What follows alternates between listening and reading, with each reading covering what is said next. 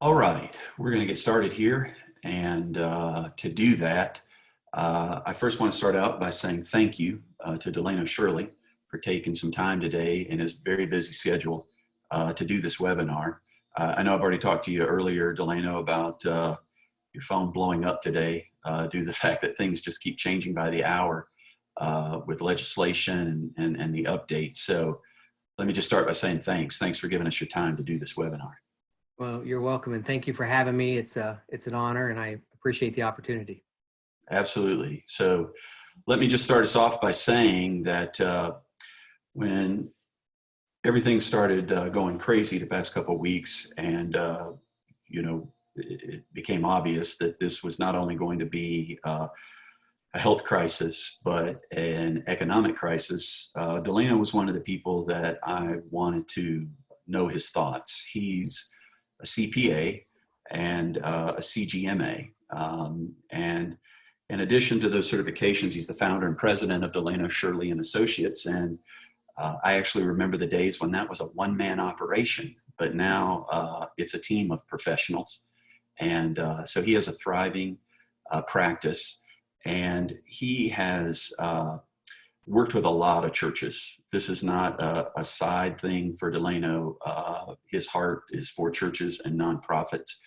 And if there was anything I knew about him, I knew that he was staying current on everything that was going on.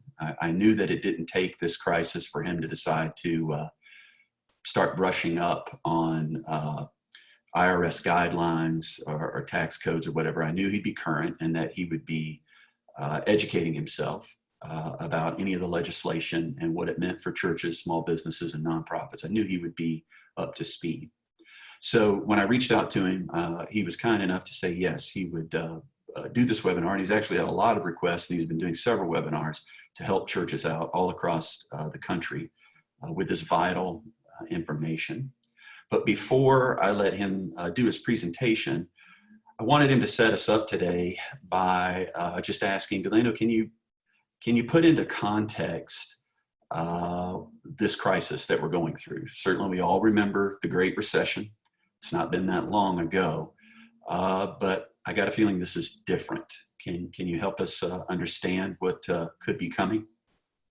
It is different, and it's such a fluid situation where they're trying to get a handle on it, make sure that the cure isn't worse than the actual disease. But I'm reading reports even as early as this morning that they are expecting possibly up to 32% of the country in the next few weeks to be unemployed. Now, to put that into context, it was somewhere around 26% during the Great Depression, almost 100 years ago. So the reason, and the part that really started getting me to think, wow, this could be bigger than what maybe we realize, is just by the sheer amount of money that they are throwing at it. The CARES Act was the third stimulus package. It's $2.2 trillion. The feds are loosening up another $4 trillion, and they're now talking about a fourth stimulus package already. And so it at least lets us know that while they're trying, I don't think anybody really at this point knows. So much of it depends on when the economy will be able to open back up, and you hear everything from 2 or 3 weeks till the end of August or September even. So we just don't know, and the best thing that we can do is be informed and do everything that we can to prepare in case it goes on longer than we would like it to go on. Well, I'm glad guys like yourself are committed to helping and staying current and putting out reliable information, because I got a feeling everybody's going to need it. They're not going to want to waste time trying to really figure out what's available. And when I let you do your presentation, I'm sure you're going to speak to the fact that a lot of misinformation has come out, and sometimes it's truthful information that doesn't align with the law, and then changes are made. So I know you're going to be able to share with us what is current today as of April 7th. And we're going to point people to your website so that they can stay current. To do that, I'm going to just screen share here for a second and let everybody see. Here first is my website that was promoting today's webinar, and I'm bringing that up for two reasons. One, this is the site you'll be able to go to whenever we're done recording the webinar today, and you can find the actual video link to be able to watch it and share it and let others know about it. I'm sure many are going to want to see it that weren't able to join us today or are going to find out about it later. Also, there's an article here. I wrote this a few weeks back and put it on LinkedIn. I was let go during a crisis. Unfortunately, I ended up unemployed back in the Great Recession, and there were some things I did wrong and right. And I've tried to share those there because hopefully they'll encourage and help people that are maybe going to go through some difficult times in the days ahead. And speaking of difficult times, this is something we want to let pastors, churches know about. Living Through the Psalms is a series that's going to get started on April 13th right here on Zoom. I know people in churches are going to be hurting, whether that's due to job loss or they're going to lose somebody from this disease. And trauma can be very disorienting. And so if you're looking for a resource to point people to say, check this out, then this is a 3-part Zoom series that we're going to be doing that kind of helps people look at the Psalms and identify with the psalmist and go through a journey of what we call disorientation, because it's very likely that's what's going to happen in their lives. We're probably going to get disoriented, whether that's financially, economically, or spiritually, and it's good sometimes to know, so what lies ahead, or what can we expect if we're not going to be able to go back to the old orientation. Lastly, I want to show you Delano's website, because when I first went to it after this all started breaking loose, as I mentioned already, I knew he would be on it. And as you can see here, right front and center is the COVID-19 update. He's got some features on here I'm sure he may reference. And if you can't capture the website address right now, don't worry about it. We'll have a link there at the Second Chair Leadership site. You can go straight from there to his site. Because we want you to be able to stay current on the information that he's going to share, since we already mentioned earlier that it seems to be changing by the hour. So with that, I'm going to stop sharing my screen, and I am going to step back and turn this over to Delano. He's got a presentation for us that he's going to screen share from, and let him just give us the valuable information I know we're all looking forward to today. So take it away there, Delano. All right. I apologize. I'm having a little technical difficulty. Is my screen shared at the moment? Not yet. It's not jumped up there yet. Okay. It has asked me. I'm hitting share screen, and it's not working. Not giving it to you. So I don't. We practiced this, and it was working fine. And now it is not. So my apologies.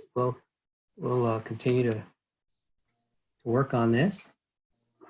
It is, if not, I may just begin, and we'll continue to try as we're. It's interesting because it does. Well, my apologies, because I'm clicking on it and nothing's happening. Nothing's happening? Well, I do want to. We'll continue then. We're talking about the CARES Act of 2020. It is a stimulus package that was passed about a week and a half ago.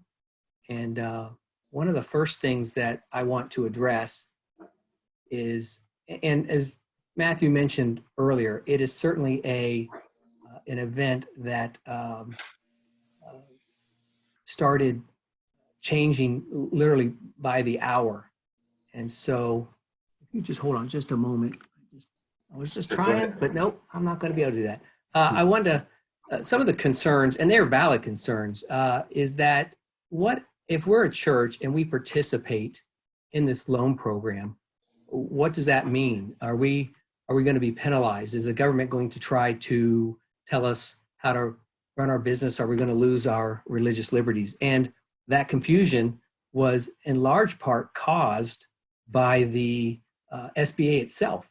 They issued some guidance last Wednesday night that said we are going to, that it might be problematic for churches, and so that created quite a bit of stir. So behind the scenes, I know that what was happening was that the people in the White House and the senators' offices were extremely upset because they intentionally wanted the churches to be able to participate. And so I received a copy of an email from the White House last Thursday, and it was to somebody else. It wasn't addressed to me, but I was able to get a copy. And it says, we've issued an FAQ for these loan programs that clarifies how your house of worship or organization can access these funds. The FAQ makes it clear that all faith-based entities are eligible for the payroll protection program and the economic injury disaster loans in accordance with their sincerely held beliefs. And so that certainly helped to alleviate it. And then they were able to, 24 hours after the SBA issued their original draft, they issued another article called the name of it is on my website here in a moment, but the question was, are faith-based organizations, including houses of worship, eligible to receive SBA loans under the PPP and EDIL programs? And then they go on and let me just read a little bit of it because it's extremely relevant, and I know that it'll alleviate some of those concerns. It says, yes, we want to additionally clarify that faith-based organizations are eligible to receive SBA loans. No otherwise eligible organization will be disqualified from receiving a loan because of the religious nature, religious identity, or religious speech of the organization. The requirements in certain SBA regulations, particularly 13 CFR, and this is the portion where the SBA previously has interpreted discrimination on the basis of sex to also mean sexual orientation. And that's my understanding of that particular section, which was creating a lot of these questions. But it says that these regulations impermissibly exclude some religious entities. Because those regulations bar the participation of a class of potential recipients based solely on their religious status, the SBA will decline to enforce these subsections and will propose amendments to conform those regulations to the Constitution. Although 13 CFR states that nonprofit entities are ineligible for SBA business loans, the CARES Act explicitly makes nonprofit entities eligible for the program without regard to whether they are religious or secular. So that's important to know. It goes on and basically, I'll scan through it here. It says, simply put, a faith-based organization that receives a loan will retain its independence, autonomy, right of expression, religious character, and authority over its governments, and no faith-based organizations will be excluded from receiving funds because leadership with, membership within, or employment by that organization is limited to persons who share its religious faith and practice. Excuse me. So it goes on again to say, the SBA recognizes that various protections for religious freedoms enshrined in the Constitution and federal law that are not altered or waived by receipt of this federal financial assistance. So hopefully that does a good job of clarifying that you are able to participate. Excuse me.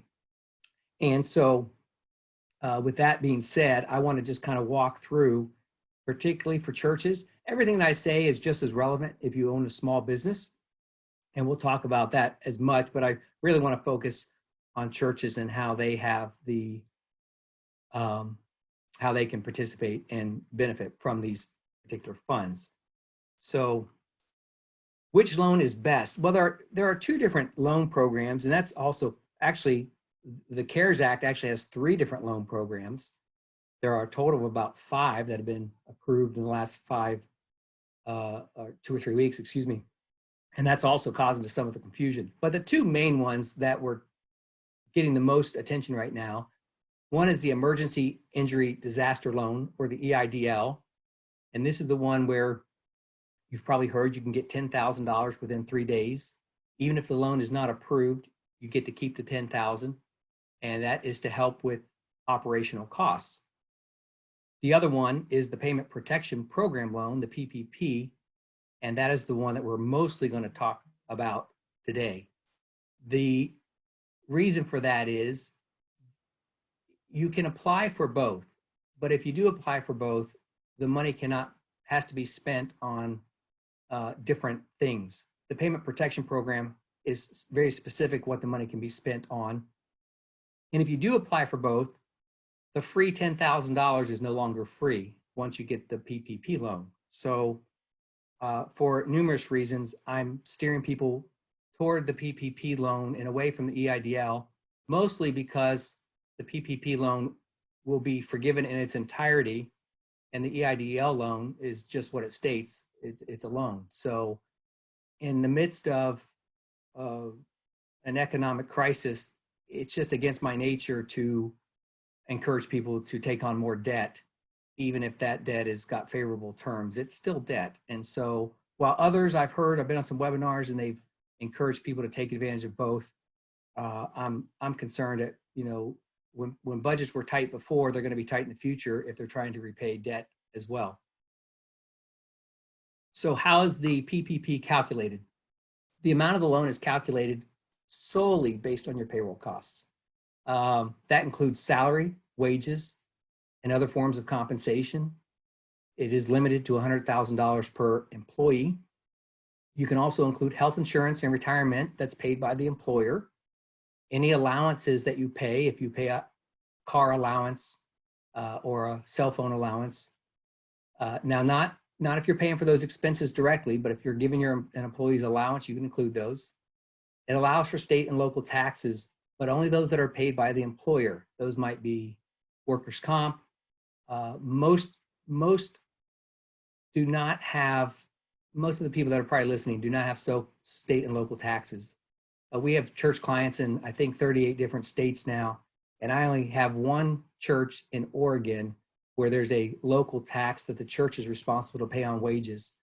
And that's the only incident I know where that would apply. And then the law specifically says that you can also include contractors, 1099 people. So where would that be applicable? Let's say you have a janitor that comes in and you pay them $600 a month and you give them a 1099, or maybe you have a musician.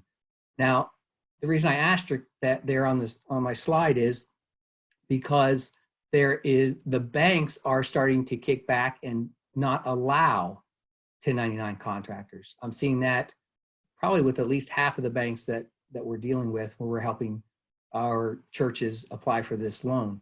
And they are, I think, interpreting the statute incorrectly because it clearly states that you're allowed to add it. And the other area that they're taking issue with is housing allowance. Most bankers, a lot of them don't know what a housing allowance is. And so it's confusing them if it's not showing up on a 941.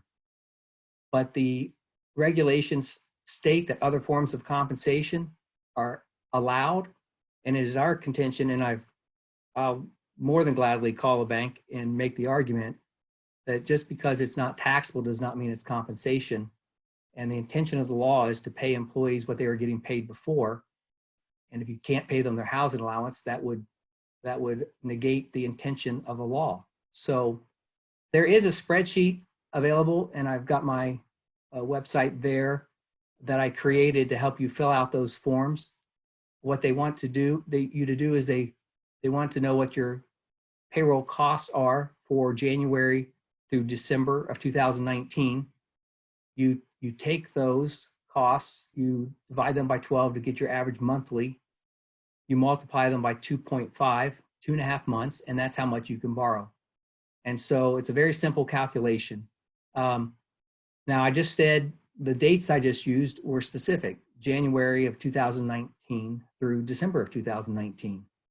The interesting thing is the law originally stated that you had to use March 2019 through February 2020. And because of the confusion, the SBA has now come and changed that time frame. But I've noticed that some banks are asking for one, others are asking for the other, and some are asking for all 14 months just so they can look at it to see which one they want to use. So that's something to just be aware of. Once you get the money, how how can you spend the funds that you get? Well, there are specific things that you must spend that money on. You have to use it on payroll expenses as defined above. So whatever payroll and payroll benefits that were used to calculate how much you could borrow. But you can also spend the money on rent, utilities, interest only on all loans that closed prior to the act being signed into law. And so you can't do principal on your loans, but a lot of banks, let me just state here, a lot of banks are allowing churches to pay interest only on their loans. I'm working on several right now where they've offered 6 months of interest only. Some are allowing 2 or 3 months of no payments and they add it to the end of the loan. Originally, I liked that idea, but when I realized that the PPP loan will help pay that interest, then I don't want to defer the interest when we can get a loan that will help cover those costs. And you must spend at least 75% of the funds on payroll costs. So only 25% can be used for rent, utilities, interest, on those 3 items. So you have to make sure that you spend it and you allocate it properly. And what else do you have to do? They will also ask you for the number of employees that you had in 2019 and the number of employees that were paid with the funds that you received. And as long as you're paying the same number of employees, then the money is forgiven. And you have to provide proof of how the money was spent as well. Now, another bit of confusion, and it is going to vary now from bank to bank, but the original law said that you had to calculate your FTEs or your full-time equivalents. And so what that simply means is if you have 3 full-time employees, but you have 2 part-time employees that are each working 20 hours, those 2 part-time equal the same as 1 full-time. So you would add those 2 numbers together and you would have 4 full-time equivalents. But the banks are really now just asking for the number of employees. And so as long as it's measured the same way before you receive the loan and then after you spend the money, I don't think there is going to be any issues. But just be prepared that some banks may ask you for your full-time equivalent calculation and some may ask you for just how many employees you had employed in 2019. And then what we all want to know is, do I have to repay this loan? As most of you know, that provided that you use those funds for the allowed expenses that we just discussed and your employee count does not decrease, the loan will be forgiven. The original law was written that only 94.7% would be forgiven, but they have, when the SBA actually issued the final regulations, they stated that 100% would be forgiven. And so that's, as of today, how we understand that it will work. If your employee count decreased by 10%, then you would just have to pay back 10% of the loan. And so, or if you didn't spend all of the money, whatever percentage that you didn't pay back would turn into a loan. You would have payments due after 6 months. The interest rate would be between 0 and 1%, and it's a 24-month loan at that point. And so where you want to go is, I would start with your current bank, because banks are giving preference to people that are their own customers, and that sort of makes sense. And the SBA also on their website has a list of approved banks that you can go to their website and see. It's also very interesting. I started receiving some texts and emails last night late and a few more this morning that I'm not sure why, but it's my understanding that Chase Bank has said that they are not going to process any loans for churches. I don't understand why they've taken that stance. The SBA clarification that they issued Thursday night, as well as guidance from the White House, has clearly stated that churches can participate. And so my guess is they're going to take a little bit of heat for that and they're going to reverse course. So if you're a Chase Bank customer, you may have to look for a different bank. Some banks were saying they're only going to process these loans if you are a customer of the bank. But there's also pressure now on the banks to accept anybody that comes to them for processing this loan. I will state here that there is $349 billion that is set aside for this loan program. And the concern is that, it is first come, first serve that the fund is going to run out. There's a good possibility of that. So you do want to apply as soon as possible. But everybody that's been asked in the administration and in Congress has said that if the funds run out, they will approve more funds. So they're going to do what they can to make sure that you can participate. Other parts of the CARES Act, which I think are extremely important to know, it won't apply to everybody, but some of our donors are not impacted by this crisis. In fact, a lot of them are still doing very well. I'm hearing some wonderful reports of churches where members that are able are stepping up to the plate and giving some very large donations right now to make sure that their churches are not impacted. And we certainly want to encourage that.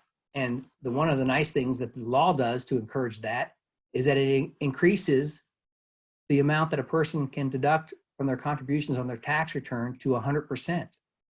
Historically, that's been 50%. And 2 years ago, it was increased for individuals up to 60%. But for 2020, somebody can give 100% of their adjusted gross income to charity and deduct all of it on their tax return. Corporations historically could give 10% of their net income to charities, and that for this year has increased to 25%. So I think they recognize that nonprofits were going to be hurt during this time period, and they wanted to make it easier for people to give. If you don't itemize, then those limits above don't really do much for you. But for this year, you can deduct $300 on your tax return, even if you don't itemize. So it's not much, but it's some, and it will help. If you're self-employed, I don't know if we have anyone on here, but you probably know people that might be evangelists that just evangelize full-time, or they're contractors. Self-employed people can also apply for this loan. They just have to show and prove to the bank how much they made, their average income was in 2019, and they can get 2.5 times that. And so fortunately for them, I think they were discouraged at first because they have to wait until this Friday before they can start applying if you're self-employed or evangelists or people like that. But I said, this is kind of good news for you, because let them get all these hiccups out of the system, and it's going to be a much smoother application process for the self-employed people come Friday. And then also, it's good to know that this year only, employers can pay $5,250 toward employee student loan debt. And this is a tax-free benefit. This is the first time that I've ever seen this, where an employer can pay an employee's school loans up to $5,250. But that is part of the loan as well. So that is again, just a summary of this loan process. And I'm going to turn the screen back over to Matthew and see if you have any questions for me. Yeah, so that was really good. Very concise, and some thoughts or questions that come to mind as I look at the information is, if you are starting this process, you're going to go to your bank. So I assume if you go to your bank's website, there's probably, from my experience looking at the various banks, it's pretty obvious, where the CARES Act info is. Are you doing this work through your bank's website? Is that what's happening? You're having to go through the process they offer you? That's a great question. The PPP loan, you must go through your local bank. If you are applying for the EIDL loan, then you go directly through the SBA. Okay. So they knew that so many people were going to be applying for the PPP loans that the only way to be able to handle the volume was to get the local banks involved to help. And ironically, Friday, I think I heard they processed several million loans, and it was the small banks, which were a little more nimble, that were able to process those loans. The big banks are still struggling a little bit. And even today, they're still struggling. And some of them, my bank, I applied to see, first of all, I wanted to see how the process was. I was able to submit an application, but I haven't heard anything back yet.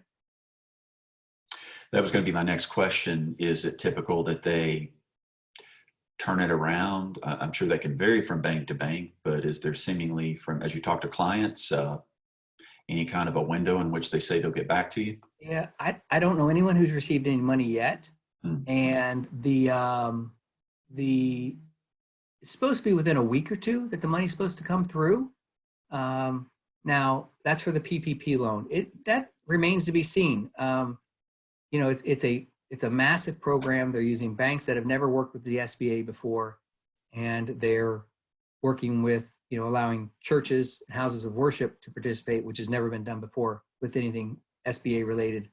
So, they're learning as they go as well. I was on another webinar late last week, and to kind of understand and put into context the complexity of what they're trying to accomplish here. They said it's the act is about the same number of words as the Old Testament. They wrote it in a week, and they gave all of us 5 days to understand it. And so that is probably a pretty good analogy for, so while it's frustrating that they, like, well, what are they doing? They don't have their act together. It's a monumental undertaking to try to get ready to process probably tens of millions of loans, small businesses. This is, I didn't mention, it's only available, the loans I talked about, for people that have employees under 500 employees, but I assume that certainly applies to any church that I'm aware of. I don't know many churches that have more than 500 employees. So there are other programs for larger companies, but yeah, the banks, they're struggling. The $10,000, if you go through the EIDL, that's supposed to be in your hands within 3 days. But again, I don't know anybody who has that money yet. I did have one. Let me just say, I had one church that will probably go for the EIDL, and that's because they are a newer church and they don't have any, while they have a lot of expenses, they don't have any payroll. And if you don't have any payroll expenses, you can't calculate and then borrow through the PPP. So for them, I think the EIDL is the proper way to go. So talk about that. What if you're a church of one? What if you're just the only person on the payroll is the pastor? Can they do these programs? Absolutely. Then the church will be able to borrow enough to cover 2.5 months of his payroll. And that's the idea. I guess that probably tells us when it all started, they assumed it would last at least 10 weeks. And that's probably proven out to be somewhat true. But they want you to be able to, now, well, let me just state though, that the money has to be spent within 8 weeks. So you're getting 2.5 months of payroll as the amount you can borrow, but you have 8 weeks to spend it. Well, why is there a difference there? Because you can also spend money on rent, utilities, and interest expense. So that'll work well. And at the end of December is when the bank will ask you to fill out and verify how the money was spent. Let me add here also, there's a wide range as to what churches banks are requiring for documentation to apply for the loan. They're going to want to see quarterly 941 forms. If you have a payroll service or you perform your own, you probably have a quarterly 941 that you file. They may want to see copies of W-2s. And it's kind of all across the board. They may want to ask and verify your income. They will ask who the owner is. You should not put the pastor's name because he does not own the church. Typically that's left blank, but I've seen it all across the board. Again, banks, some of them in their confusion have asked to see utility bills, and they will need to see those later if you use the money for the utility bills, but I'm not sure why they're asking for them now. One bank asked for a copy of all of the church's 2019 utility bills. That's the only bank I know that did that, and I can't see any justification for that. But at this point, they're the ones that are in charge of processing these loans, so you're just going to have to work with them and provide them the documentation that they're asking for. So it is sounds like a very customized process, bank by bank. Yes. If I'm understanding you correctly, are you saying also it really is up to the bank, the type of clients that they want to extend this loan to? You mentioned Chase earlier and how they're currently saying they're not going to do churches, but you expect that to possibly be reversed because that's probably not going to go well. Well, But it's a form of discrimination that I just don't, I think it's gonna be uh, a marketing nightmare for them. They're gonna certainly be criticized for it. No, I don't think banks should. That's the only example I know where a bank has declined a subset of types of or an industry, and I'm not sure yet. It's just really in the last maybe less than 12 hours has that become an issue, and so we'll see what happens. I can only imagine that they'll publicly be criticized for that. yeah, so but just to be clear, it's not like the law is on the side of the borrower to say you have to loan me this money. It's being left up right now unless something, which I hear what you're saying every day, it's changing, but unless something changes, it's up to the bank right now to decide if they don't. I mean, obviously they could be taken to court if it is a form of Right. discrimination, but right now it's up to Yeah, them. I would assume yes. Some banks are not. I've chosen not to participate at all. When the regulations started being actually written after the law was passed, I know that one of the problems for banks was that the Treasury Department wrote the regulation that the bank was responsible for verifying that the calculation was correct and how the money was spent. Well, that obviously made all the bank attorneys very nervous. And that's why you started seeing banks come up with very long and complicated applications. When the original SBA application, and there's again a copy on my website, you can go to the SBA as well. It's about a page and a half. It's very simple. You give them, you don't even show them how you made the calculation, but you give them how much you calculated 2.5 months payroll is, how many employees you had, and you confirm about a dozen different questions that you certify that the money will be spent properly, and that's it. But the banks have further complicated it. A lot of them now are starting to, simplify it a little bit more. But originally, they were really complicating the whole process, which was not the intent of the law. It was to make it very simple and very quick for people to borrow this money. And, that's just outside of the norms for a bank to say, Yeah. I don't have to verify. These are not guaranteed loans. They are, and they are basically your ability to prove that you can repay it does not go into play. And so, because they're backed by the SBA, and it's the assumption that a majority of these loans will be 100% forgiven. So you have to imagine for the bankers, that's just hard to get their head around. They're used to doing things a certain way, Yeah. and so I think they're finally starting to settle down and get into the groove of it. But this is just the third day that they've been able to accept applications, and so it's still very, very new. And I think we'll hear of a few more hiccups with banks, but hopefully they calm down pretty quickly. Ask one more question before we wrap up. What I know you work with individuals as well. What do you advise giving to individuals? They're not a small business, a church, or a nonprofit, but obviously tax deadline has been extended to July. Yes, that Talk to really that. helps.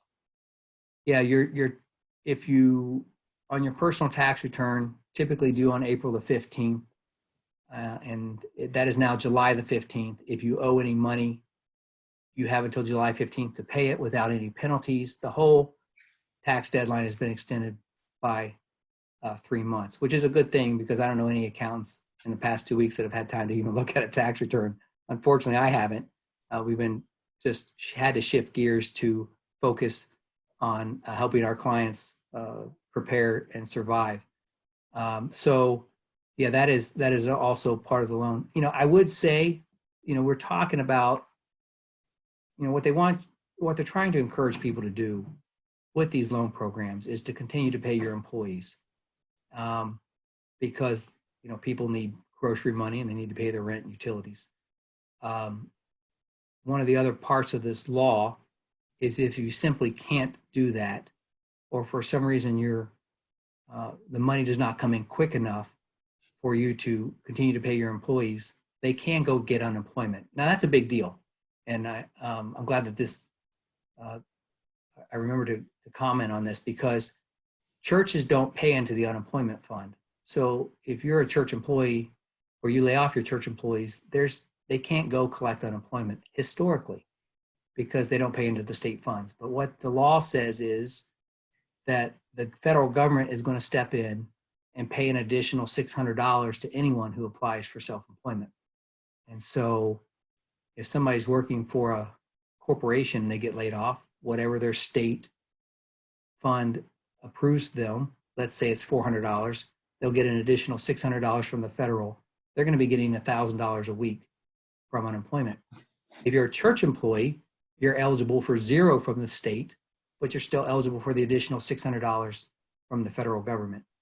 So our church employees, for the first time ever, will be able to participate in unemployment and receive $600. And so that's, for some, that's more than they were making while they were working for the church. That was kind of one of the contentions that almost held up the passage of the bill, was that they realized we're not trying to incentivize people to make more money sitting at home, but we also want them to be, have cash to survive. So, but that did not get changed. So right now, it's whatever your state pays you plus $600. So that's important to know. I think that'll help a lot of pastors just know that, well, my employees are going to get something if I can't pay them.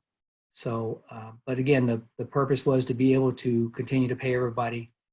One other little caveat that is, I've encouraged, as soon as it happened, I encouraged all churches, cut expenses immediately. We don't know how long this is going to last. It's a crisis like we've never seen before. It's great that we can get, help from the government for 8 weeks, but, and hopefully that's enough. But if it's not, then what? And so everything from calling your insurance company to see if they will cover this as a disruption to your business. It's worth asking. I've contacted a few, and they've said that this does not apply. It has to be a physical calamity like a fire or a tornado, but I would look for that to be lawsuits around that as well. And then also, obviously, if no one's at the church right now, then you can cut certain expenses. You don't need your dumpster picked up every week if no one's filling it up. And so just look at everything that you can and cut all costs to a minimum so that if it goes on longer than we anticipate, you can weather that storm. And let me just add one more thing. There's a lot of great material out there for churches as far as how they can operate now under this new world that we're living in. I don't think it'll ever go back the same way that it was before. People are now realizing how accessible it is to watch service from their living room, and we're reaching more and more people than we've ever reached before that way. And so it's really kind of just changed, and I think it'll change all businesses from here on out. It's incredible. I think I read last night or heard on a webinar before this. I think it was in the single digits, the number of churches that live streamed every Sunday, and now it's over 90%. So I think that cat is out of the bag, and that's a good thing that we're now able to reach more people. So well said. Yeah. And that's great stuff. And I really appreciate, as we started out by saying, you being willing to take the time. We're going to need our churches to make this recovery. So, yes. They're a vital part of their communities, and we don't want to see them go under at the time when people are most desperately going to need them in the community. So I want to end by just saying thanks for all the work you are doing and your willingness to just participate in events like this. I know you've gotten a lot of requests. I know you've been helping people any way you can. And it's not all translating into billable hours. And that's very kind, because I know it's a mountain of information for churches and pastors and church leaders to sort through and just try to figure out what they can do. And I feel bad for them if they miss deadlines, or if after the fact, if it is first come, first serve, and there's not enough, you hate to hear later that they could have accessed something that has now gone away. So thanks for just giving this your urgent attention and jumping on anything you can to help out and help people realize where they need to go, what they need to do, and how they need to start. So with that said, we're going to wrap up the recording, and just want to remind everybody we're going to put this video on the website, secondchairleadership.com. It will also have the links in it to Delano's website, and we hope that it's a resource and a help. There's really nothing to be gained from it. Nothing else is being sold or offered. It's just a resource out there, hopefully pointing people towards solid, good information that can help them make the best decisions for them and their church and their organization. So with that, let me just say thanks to everybody for watching, and thank you again, Delano, for your time. Thanks for having me. You're welcome.